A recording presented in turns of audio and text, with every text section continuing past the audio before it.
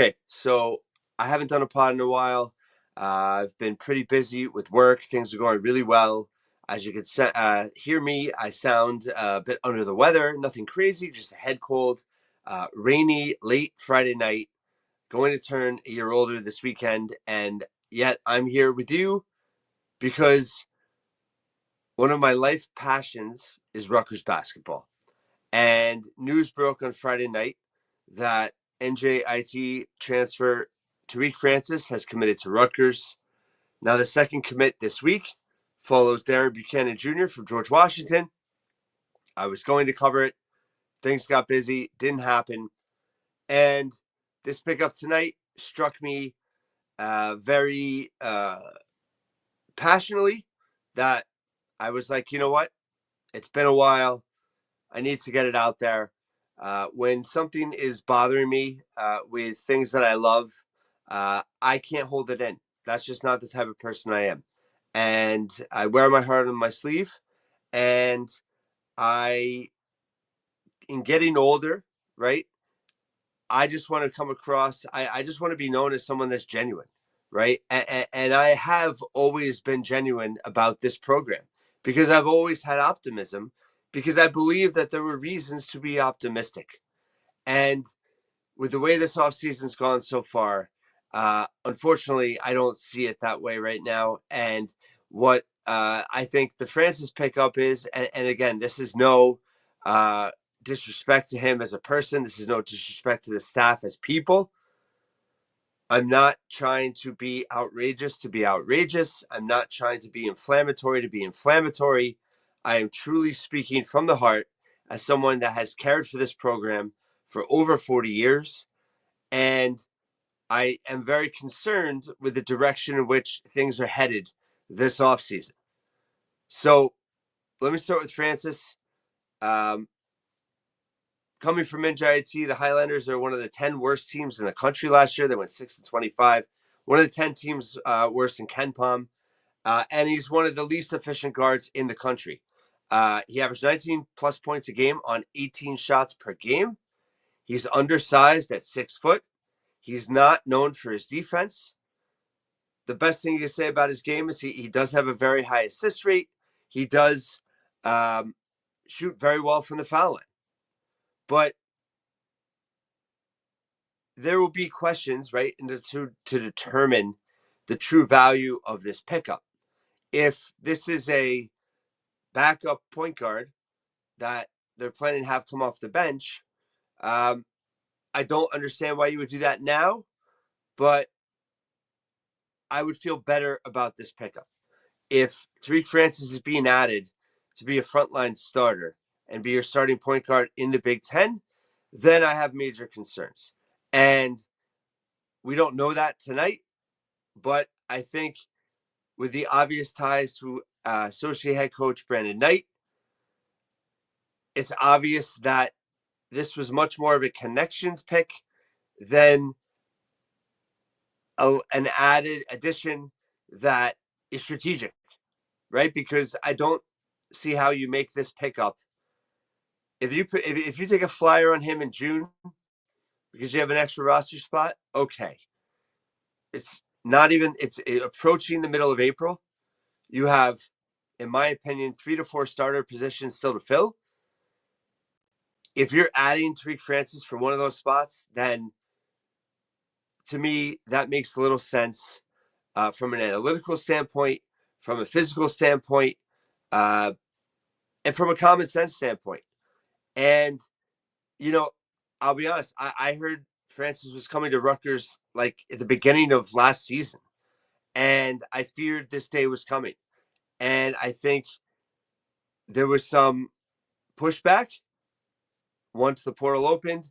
I think Steve Pikiell wisely uh, did not just jump right away to add Francis, but I think Rutgers adding Francis now concerns me on multiple levels, including a potential just what it symbolizes or means with Brandon Knight as your associate head coach in terms of the power that he has in getting this greenlit.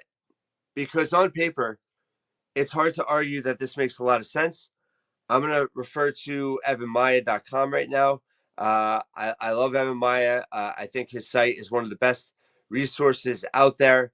I've mentioned him in the past, but right now, he has transfer portal rankings. I've referred to them over the years, but he has Tariq Francis ranked as a 702nd ranked player in the transfer portal. 702nd. Overall, he has a BPR. BPR is basketball player rating, right? It's an efficiency measure. And Francis is break even. In terms of player overall grades, he gives him a C plus. He puts him at a 65th percentile. His Bayesian performance rating is 0.57. Offensively, he gives him a B minus. Defense C plus. Scoring volume A plus. But again, extremely high usage rate there. Not efficient at all. 19 points on 18 shots is not good at all. C minus on rebounding, that's fine. B plus playmaking. D plus court impact. This is a player come from the America East. This is one of the worst conferences in the country. Let's see where KenPom has the America East ranked. They have them 26th out of 31. I mean, Francis led the America East in scoring and didn't make first, second, or third team. So that is a bit of a red flag. Listen, I mean, he was fifth in the country efficiency-wise, in KenPom, fifth in the country in percentage of shots taken for his team, 37%. He controlled over a third of the possessions, has eighth nationally. His assist rate is high. You have to give him that. 27.8%. That was 113th nationally. Shot 84% from the line, but from 2-point range, 40% on 283 attempts, 32.4% on 213 three-point attempts. He shot 36% from the floor overall. Rutgers has, in addition to what Francis speaks to on the court, they already have two small guards. You have Lino Mark coming in at 6'2". You have J. Mike back at 6'2". Steve Pikiell has been talking about this offseason, about returning to defense, about returning to kind of his style of play. Having three guards, 6'2" or smaller in the Big Ten, the way Steve Pikiell likes to play, he's always traditionally had big guards. He likes to be physical. He likes to press. He likes to trap. It doesn't make sense to me from a strategic standpoint. And maybe there'll be another roster shakeup, and maybe there will be a different dynamic in terms of physicality, size on the roster. But as the roster sits tonight, this morning, whenever you're watching this, three guards, 6'2" or smaller.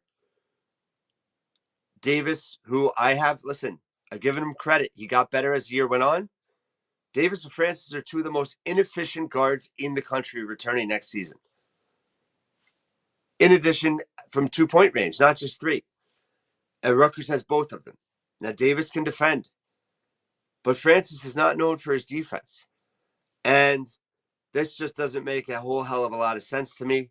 And it's extremely disappointing. Going back to Evan Maya, those were overall grades. You want to get into specifics here. Player individual skill projection grades. Gives them a B on 3-point shooting, being fair. A minus on assists. B plus on free throws. B minus on steals. Now, I'm not going to care about rebounding, right? I mean, he's 6 foot. But Rutgers has been a kind of all hands on deck rebounding team. That's when they've been at their best. Offensive impact, D plus. Defensive impact, D plus. Turnovers, D. 2-point shooting, D minus. These are all analytically based grades by evanmaya.com. And he's the 702nd ranked player analytically with Evan Maya's advanced statistical model, right? So again, why are you taking this player, right? If this player was named John Doe, right? It's really hard to justify this pickup at all, let alone in mid-April. The fact that his name is Tariq Francis and he's well connected to the assistant coach, the head assistant coach, who has his buddy as his assistant, Smoke Williamson, it's really concerning. that there isn't, if there is a plan, it's not being executed well. And if we're just going off of more connections than strategy, then that's a dangerous route to go. And I just find it hard to believe they could spend this however they want. I just don't see how this makes you a more competitive team going into a critical season for Steve Pikiell. And if you look at the backcourt the way it stays right now, and listen, I think Alino Mark has the potential to be really good, not as a true freshman. I like J. Mike. I think he's gotten better. I still don't think he's a starter. I think he's much better served off the bench. Tariq Francis is not a starter in the Big Ten. You could argue he's not a reserve in the Big Ten, a rotational guy. There's plenty of people that will make that argument, and I'm one of them. And I hope he proves me wrong. And listen, if next March I'm sitting here eating a whole barrel of crow, I will gladly do it. But this is not an inspiring pickup. Again, it's nothing personal. I'm sure he's a great kid. You know, he had success on a bad team. But I just think for this team and the needs they have, doesn't make a lot of sense. Now, Darren Buchanan, I'm much higher on. I know that people were freaking out about him, so I can only imagine what people are doing right now about this pickup. But listen, Buchanan, at least it's justifiable in my mind in terms from a strategic standpoint, right? He's a really physical, strong wing that can get to the rim. He's elite at drawing contact. He's elite at getting to the line. He's not elite at the line as a shooter, but that's a skill set. You know, he could defend. He was all rookie team in the Atlantic 10. I had a pod, maybe it was my last pod, I can't remember, talking about, my wish list in terms of players they're targeting from conferences. Missouri Valley Conference, Mountain West, Atlantic 10 were the three conferences I was referencing. And I know people want to go back to Noah Fernandes at UMass, and he didn't work out. Well, he was still coming off an injury. He had a kid. He didn't have the type of year I thought he was going to have at Rutgers, but it was justifiable in adding him. And he had real success in the Atlantic 10. Buchanan was an all-rookie player 2 years ago, suffered an ankle injury mid this past season, did not do as well. But, I mean, over his 2-year career, he's got solid numbers. And GW was a lot better this year. He played a little bit of a smaller role. Again, it's all about kind of context, right? If Buchanan comes in and he's like your fifth starter or even your fourth option, I feel a lot better about it than if they're counting on him to be your number 2 or 3 guy. Over the 2-year period at GW, he averaged 13 points on 50.5 shooting, 6.2 rebounds, 2.2 assists, 1.1 steals. That's solid. You know, everybody wants to make fun of his 17% 3-point shooting this last year. If you look at his game logs, he took like 7 threes his last 15, 16 games. He was clearly hurt. And he wasn't like, a 40% 3-point shooter beforehand. It's not his strength. Not going to argue that, right? But the guy can finish at the rim. You know, his rookie year with GW, he shot 57% from 2, which was top 350 in the country. Both years, in terms of fouls drawn, he was, about 5 fouls a game. That's top 250. His free throw rate, meaning how efficient he is at getting to the foul line, he was 29th nationally last year. He was 39th the year before. Now, granted, he only shot 66% from the foul line last year, but if he can get over 70% and he can continue to get to the line, there's value in that. He's also a pretty good defensive rebounder. Again, 6'7", 235. He's jacked. By all accounts, he's a leader. He's a gym rat. He's giving back on NIL. I know people don't want to hear that stuff, but he's clearly a program fit in many ways. And he is kind of a throwback to when the Steve Pikiell teams that succeeded at Rutgers. He has that overachiever type. And he was a big-time recruit out of the DC area a few years ago, went to Virginia Tech, redshirted, went to GW, had a standout freshman year, averaged 16 points a game as a freshman in the Atlantic 10. I mean, that's no joke. And so my point is, I see value in the addition of Buchanan Jr. I like the pickup. Again, I like it a heck of a lot better if he's your fourth, fifth, sixth option. I like it a lot less if he's your number 2 or number 3 option. Per Bart Torvik, Buchanan last season, he was 56.6% at the rim. He was 10 of 12 on dunks. He was right at 60% at the rim last season between dunks and layups. That's a player that's efficient. He's not the most efficient player in the world because he's not a good free throw shooter. He's not a good 3-point shooter, but the guy has an identity as an offensive player. He can beat defenders off the bounce, get to the rim, draw contact, finish at the rim. That's a skill set, and he can defend. He's athletic. He's physical. He's got toughness. Like, he is a Steve Pikiell player. Darren Buchanan Jr. I'm in. Again, there's a ceiling there. There's a floor. We'll see where he falls. But I understand the vision on Darren Buchanan Jr., hoping for a little bit of a bounce back after an ankle injury. Real promise his first year at GW. Still, even in a down year at GW his second year, still things to like. Still shot over 50% overall. Again, really efficient at the rim. So I get that. Tariq Francis, don't see it on paper.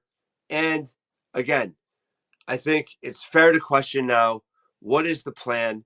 I think, obviously the dynamic of NIL and revenue sharing is a whole nother layer. We don't fully know the answer here, but let's be clear about something. It's almost getting too extreme now where people are like, well, Rutgers has no money. No, they have money. They have average money. I've said before this offseason, I believe they have about $5 million overall to spend between revenue share, NIL, the Vegas tournament, all that stuff, right? And that puts them definitely not in a competitive advantage at all. Most programs are, I would say 6, 7, and the elites are, 8, 10, $12 million, right? I think 5 million is kind of baseline. What does that mean? You have to use your money wisely. You have to spend it wisely. You have to thread the needle. And you have to make sound strategic decisions that are forming an identity and a game plan for your team. And Darren Buchanan Jr., to me, fits that vision. Tariq Francis does not. In particular, in early April, when the market is still being established. Now, if it comes out that Francis, they paid him in the low twos, threes, and it saves them a lot of money to be able to go out and spend over $1 million on a big man, well, then maybe there's value to that, right? And if they got a discount on him, then it makes a little more sense. If they didn't get a discount, then it's lunacy. And it's just actually just, kind of a fixed job, to be honest, if they give this kid a ton of money based on his resume and how he projects. Players, undersized guards that are inefficient at the low major level, they don't jump up to the high major and become more efficient. It just doesn't happen, even with less usage. So, major concerns there. But again, it all does go back to context, right? I said before they started adding players, they needed 4 starters out of the portal. I think in terms of what they have to spend in the portal, it's definitely over $2 million. I think, hopefully I think it's over 3, close to 3. And, if you added 2 players here and you still have, a couple million to burn with 3, 4 players to go, maybe that inspires hope that they'll add more desired players, players that have more kind of better resumes. I'm starting to lose a grip here on my delivery because I'm tired, but I'm also passionate and a little bit distraught in that this is the direction they're going, because it kind of seems like what's the plan? What's the plan? 3 undersized guards, 2 with a track record of being extremely inefficient. Um, it doesn't inspire hope that next season is going to be a big turnaround. Now it's still early. And again, it's about context, right? I mean, if they add a center over $1 million, they get another big name player. If this is a backup plan, they still get another starting point guard. Then I might, when the whole picture of the roster is shaped, I might have a little bit of a different view. But if you look at it from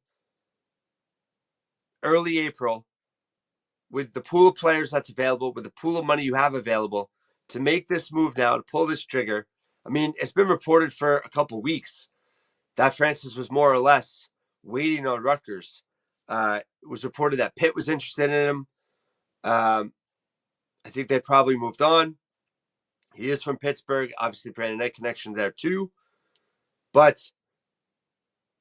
I think if Rutgers truly wanted him, he would have committed 2 weeks ago. So, again, Brandon Knight and Smoke Williamson really want him, but does Steve Pikiell really want him? Obviously, he pulled the trigger. He said yes. But how much does this mean they're missing out on other targets?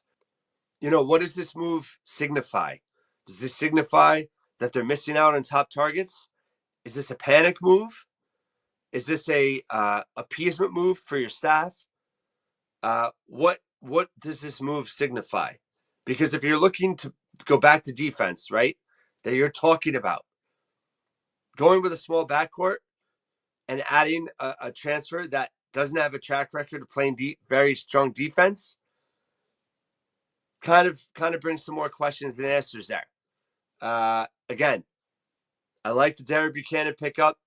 I think it's got real upside in value. Again, not as a top 2-3 option, as a 4-5-6 option, as a 5th starter, even 4th starter, 6 man off the bench. I really, really like the Buchanan pickup. If he's going to be your 3rd guy and your 3rd counted on scorer, if Francis and Buchanan are starting and they're your 3rd and 4th shot takers, scorers, I mean, God forbid, 2nd and 3rd, that doesn't sound like a winning team in the Big Ten to me. So it's easy for me to stay here and criticize. I'm sure it's not going to be very popular with certain fans and with the program. But as I mentioned, I'm of a certain age now that I just want to be my genuine self, and I care so much about this program that sometimes I don't feel at peace, and I don't feel well until I get it out of my system. And I've been getting some pushback, and people go at me at Facebook and say, you don't say anything nice. You're being mean. Why are you saying this at all? Well, this is what I do. I have a podcast, and I haven't been doing it much lately because I haven't been very positive, and I don't do this for clickbait or to get views or to I never title things to get clicks. I really don't. I title things to interest people, but I'm not going to post this epic rant of Rutgers basketball fan. No, that's ridiculous. This is me speaking from the heart and speaking with my context as someone that I think knows a little bit of basketball. I don't know a lot of basketball. I think I know a little bit. But I think I have a very good beat on this program over the years. And, Steve Pikiell's very much been preaching, getting back to, his kind of players, his kind of team, his kind of style. And this pickup to me doesn't speak to that. So it raises real questions for me, just about the dynamics of the staff, the dynamics of the war room, their strategy, what their plan is, and what they do next year. If you go out and get, if they pick up a high school big man, that would be concerning as well. I think we should have learned some lessons from last year. They need a legit big man. They need a big man that can really come in, defend the rim, rebound. If he can play, if he can contribute offensively more than finishing at the rim, that's a bonus. But you have to get a legit center in here. You have to get a legit shooter in here because right now they can't shoot. And if you can't defend, it's not going to be a good year. So again, I'm not going to make any wild predictions or projections for next season, but I'm going to call it like it is when it happens. And based on this pickup, it doesn't make a lot of sense to me. And it certainly is concerning for multiple reasons. By the way, I should be amiss, going back to Buchanan, because I did it for Francis, I'll do it for Buchanan. Just in terms of Evan Maya's overall grades. Overall, he gives Buchanan a B, offense B, defense B, scoring volume B minus, rebounding B minus, playmaking C plus, court impact C plus. So again, not a slam dunk, but I see the fit with Buchanan. But in summary, I'm really taken aback that they added Francis. Again, I had been hearing for months that this was happening. And then I had some, hope that it wasn't because they hadn't pulled the trigger in the last couple of weeks. And ultimately they did. But I think having three guards, 6'2" or smaller, is not the way Steve Pikiell traditionally has liked to play, especially in the Big Ten, physical-wise, athleticism-wise. Coming from a low major, a poor team, it does raise some questions. And I think in terms of being such an inefficient offensive player, coupled with not being known as a defensive player, it's hard to understand it at this juncture in the offseason when you have a ton of spots to fill.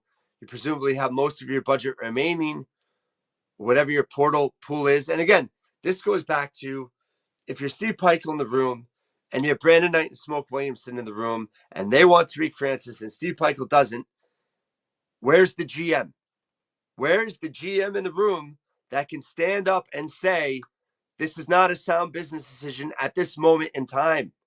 And that's where you need a GM. And they don't have one.